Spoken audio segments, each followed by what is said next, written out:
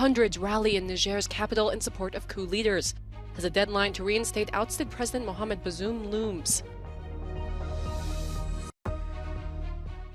A Russian missile strikes a historic cathedral in Kherson, marking the latest attack on Ukraine's cultural heritage.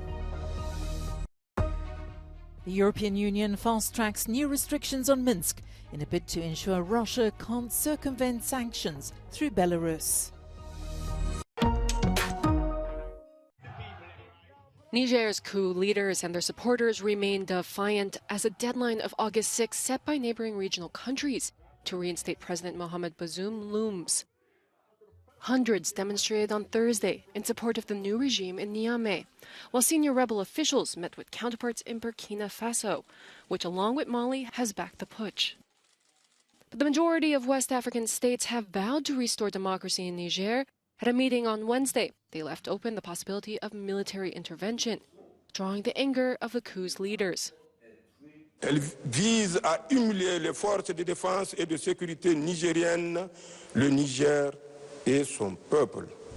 En effet, dans leur entendement, d'abord les sanctions économiques et financières devaient créer les conditions pour paupériser davantage nos populations, révolter les travails et impacter négativement la vie des Nigériens dans leur quotidien. Those sanctions may already be having an impact. At a market in Niamey, shoppers said prices have gone up. Meanwhile, France says it has completed its evacuation of French and European citizens. Other Western nations are taking similar action, with the US and UK now announcing they're withdrawing some embassy staff. St. Catherine's Cathedral in Kherson, southern Ukraine, is the latest historical monument damaged by Russian bombs. This church, famous for housing the remains of a celebrated 18th century Russian commander, suffered damage to its roof and interior. 4 emergency service members were injured while trying to extinguish a fire sparked by the strike. Під час гасіння пожежі сьогодні зранку був обстріл. Навколо був обстріл, і в цей час були припинені всі роботи з гасіння, перечекали обстріли і потім вже пожежні закінчили свою роботу, за що ми їм дякуємо. Ukraine has accused Russia of trying to erase its cultural heritage. Last month, another bombardment severely damaged a cathedral in Odessa. This, as a residential neighborhood in the eastern Ukrainian city of Sloviansk was also targeted overnight. 5 missiles damaged roofs and windows, but there were no casualties. And both Kyiv and Moscow have reported that they intercepted enemy drones.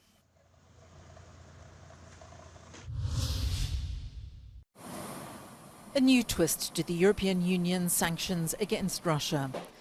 In a bid to prevent them being circumvented through Moscow's close ally Belarus, the European Council has fast-tracked a series of new restrictions targeting Minsk. These expand the ban on exports to Belarus of a number of highly sensitive goods and technologies. The Council has also imposed an additional export block on firearms and ammunition and on goods and technology suited for use in aviation and the space industry.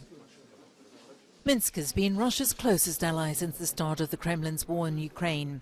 Moscow used Belarus's territory for the invasion and has also taken advantage of its neighbours' support to circumvent sanctions imposed by the international community.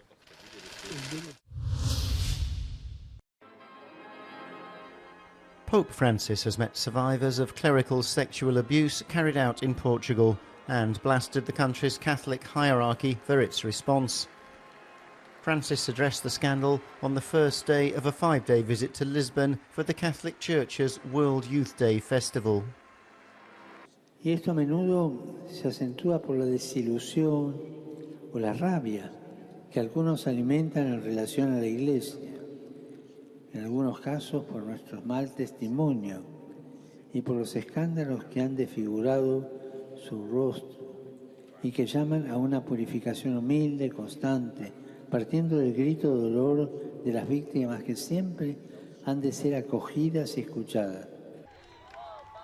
After his address and away from the cameras, Francis spoke to 13 abuse victims for more than an hour. The Pope's visit comes after a panel of experts hired by Portugal's bishops reported in February that priests and other church personnel may have abused thousands of boys and girls since 1950. After the document's release, the bishops initially refused to remove named abusers from their posts. This is Francis's 4th World Youth Day. The festival was launched by Pope John Paul II in the 1980s to invigorate the Church's younger members. Donald Trump is preparing for his court hearing in Washington, D.C. today, where he will formally be charged for trying to overturn the 2020 election. Security is being ramped up outside the court, although he may have the option to attend virtually. Trump faces 4 counts, including conspiracy to defraud the US, tampering with a witness, and conspiracy against the rights of citizens. While these are historic in the sense it's the first for a president to be indicted with spreading lies, it's only one of 3 cases against him.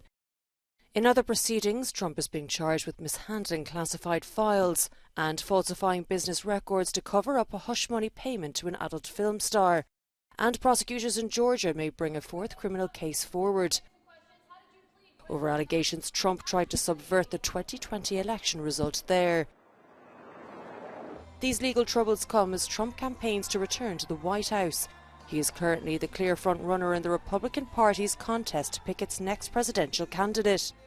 And latest opinion polls have him and current President Joe Biden level at 43%.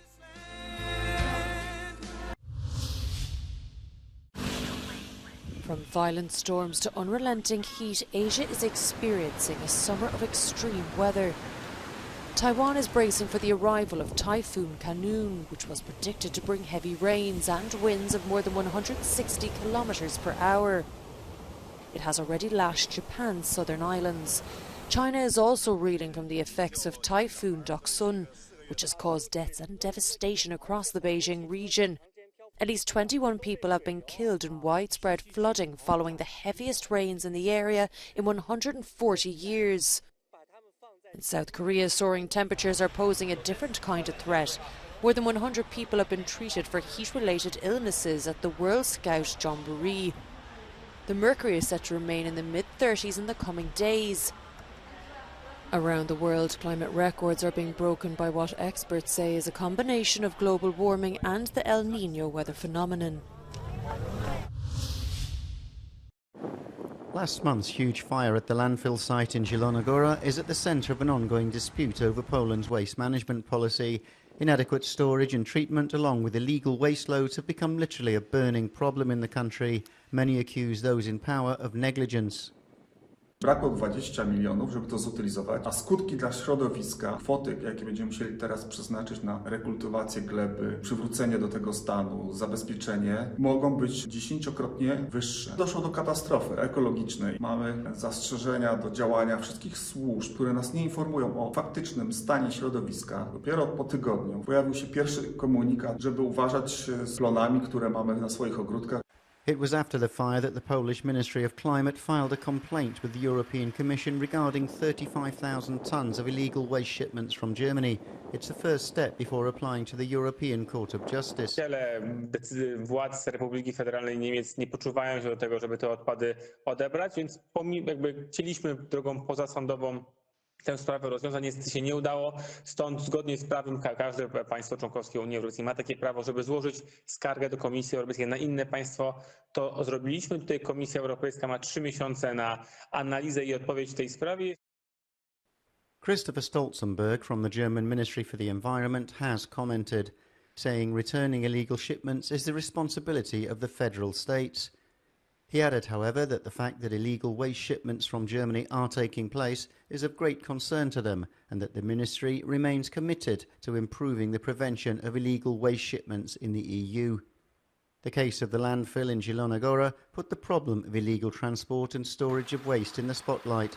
Some observers say it's a bigger problem than people realise. Na terenie kraju znajduje się teraz ponad 400 takich składowisk, z tego około 140 to są miejsca, w których wykryto wyłącznie odpady niebezpieczne. Coraz więcej dziennikarzy podnosi ten temat. Urzędnicy też zmagają się z tym od już dłuższego czasu, więc mam nadzieję, że ta tendencja walki z przestępczością środowiskową, tutaj stricte walką z niebezpiecznymi odpadami, się rozwinie i tych składowisk będzie ujawnianych więcej, ale też więcej będzie utylizowanych. Due to the fires at landfills, the government is considering providing more support to local communities in waste disposal. The officials will certainly feel increased pressure to act now, ahead of the elections. Magdalena Hodownik for Euronews, from Zielona Góra. Greenpeace activists have covered a house belonging to UK Prime Minister Rishi Sunak with black fabric in protest at his government's decision to authorise further oil and gas exploration in the North Sea. The canvas symbolising oil was hung over the front of the property in Yorkshire. Sunak said that the 100 new extraction licences would bolster Britain's energy security and create jobs. He said it was preferential to getting fossil fuels from what he called hostile states. Two times champion Germany crashed out at the Women's World Cup on Thursday after they were held to a frustrating 1-1 draw by South Korea. The Korean team took the lead early on with a goal by Cho Soo-yoon, but Germany came back with an equaliser from captain Alexandra Popp just before half-time. With Morocco leading Colombia in the other group match, Germany needed a win to advance. But despite creating many opportunities, it wasn't to be. It's the first time ever that the German team has failed to reach the knockout phase. Colombia topped Group H and Morocco took second place with 6 points.